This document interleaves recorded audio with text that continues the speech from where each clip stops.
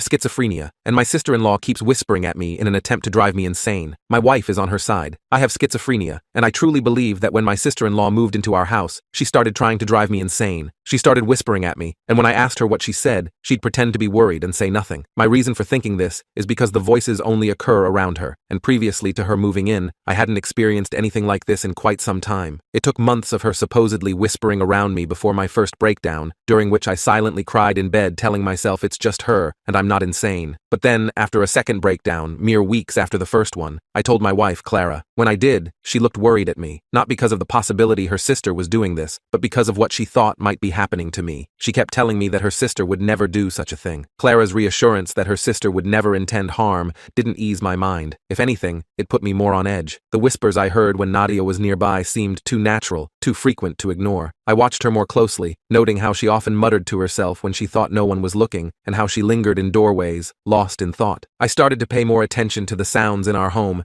trying to catch clear words or phrases from Nadia that would prove I wasn't imagining things. But the more I listened, the less I seemed to understand, hearing only bits that made no sense. Clara's frustration with me grew as she saw me becoming more withdrawn and obsessed with proving Nadia was whispering. Months passed, and even though I was taking my meds right and seeing my psychiatrist regularly, the whispers that I believed were coming from Nadia continued. My doctor had adjusted my medications several times in an effort to subdue what was diagnosed as auditory hallucinations, but no adjustment seemed to make a difference. Every tweak brought a flicker of hope that quickly faded as the murmurs continued. The more I heard, the more I studied Nadia's every action, every whisper, every subtle glance she made, I saw as a confirmation of her intent to weaken my mental health. I was certain she was whispering just low enough for me to hear, but without enough clarity for me to confront her directly. I felt Clara watch my condition worsen and could sense her growing concern. Initially, she dismissed my accusations as a symptom of my illness, trusting her sister completely. However, as my fixation on Nadia's supposed whispers intensified, so did the tension within our home. Clara found herself in a difficult position, torn between her loyalty to her sister and her commitment to support me. One evening, the situation escalated dramatically. While walking down the hallway, I heard it, a whisper, clearer than ever, unmistakably from Nadia. It was a simple, sinister murmur, just audible enough to catch. My heart pounded as I rounded the corner into the kitchen, where I found Nadia, a glass of water in her hand, seemingly oblivious to my presence. I was so over it at this point. I couldn't hold back any longer. I yelled at her. I told her to quit the charade and just admit it was her whispering to me. I then asked her why she was doing this and what she could possibly gain from it. She acted like she didn't know what I was talking about and began to cry. She cried and ran out of the house. I knew she was going to call Clara, and I panicked. Clara hates it when she gets calls while she's at work. I could only imagine how mad she would be when she found out about my confrontation with the whispers. Jess didn't come back home until Clara pulled into the driveway. My heartbeat picked up at the thought of what Nadia could have told her. If she would lie about the whispers, what else could she lie about? I thought. Clara walked inside the house and told me how she was struggling to understand everything that was happening. I tried to give her my side of the story, and she said to let her finish. She went on to say that it breaks her heart to see me suffer, but it's also just as hard to hear such serious accusations against Nadia. As I tried to tell her the truth, she told me that she didn't want us to lose what we had over something that might be my illness, misleading us. Throughout this conversation, Nadia is behind her, crying and nodding her head in agreement. I couldn't believe how far she would take this lie. What was in it for her? I felt like this was all part of some sick, twisted game she was playing. I agreed and left it at that. I felt that if I would say anything at the moment, it would come from a place of anger, and Clara wouldn't really hear me. I waited until the following day after I had calmed down to speak to Clara about Nadia. I tried to explain my side, to convey how the whispers were affecting me deeply. Clara listened, but ultimately decided that my issues were too complex for us to handle alone. She suggested that I needed more specialized help than what could be provided at home. The idea of being admitted to a psychiatric ward was jarring. It felt like a drastic step, but it also acknowledged the gravity of my mental state. The idea of being sent away from her to a hospital made me feel like she was giving up on me. I didn't want to go, and when I tried to tell her, we ended up having a big argument. We both felt strongly and couldn't agree, which just made things worse. Instead of continuing to argue, I decided to be quiet and think of another way to show her what was going on. I had a plan. If Clara could just notice some of the weird things Nadia was doing, maybe she would understand why I was so upset. Over the next few days, I paid close attention to Nadia whenever she was around. Nadia seemed normal most of the time, but sometimes she did small things that were strange, like talking quietly to herself, or stopping suddenly like she was listening to something no one else could hear. Whenever Nadia did something odd, I tried to make sure Clara was there to see it. I didn't say anything. I just hoped Clara would start to notice these things on her own. My goal wasn't to make Clara scared or to spy on Nadia, but just to help Clara see what was bothering me so much. Clara kept a close eye on Nadia, noticing more of the strange behaviors I had pointed out. Nadia's quiet muttering and sudden pauses became increasingly apparent. I could see Clara's initial skepticism began to go away, and she started to believe that something unusual was indeed happening. Seeing this shift, I decided to take further action. I began recording Nadia's odd behavior on my phone. I captured moments that might prove she was whispering intentionally. Each time Nadia exhibited strange behavior, I discreetly recorded it. I collected several recordings showing her speaking quietly to herself, pausing mid-task as if listening to something, and moving her lips without making a sound. One evening, after a particularly stressful day, I went to the bathroom to wash the day off of me. The whispers had been persistent since I got home, and I needed a break. I set my phone on the bathroom counter, unintentionally leaving it recording as I tried to gather my thoughts. As I sat there, the whispers started again. My heart began to race. It felt like Nadia was right outside, whispering directly at me. I tried to focus on the sound,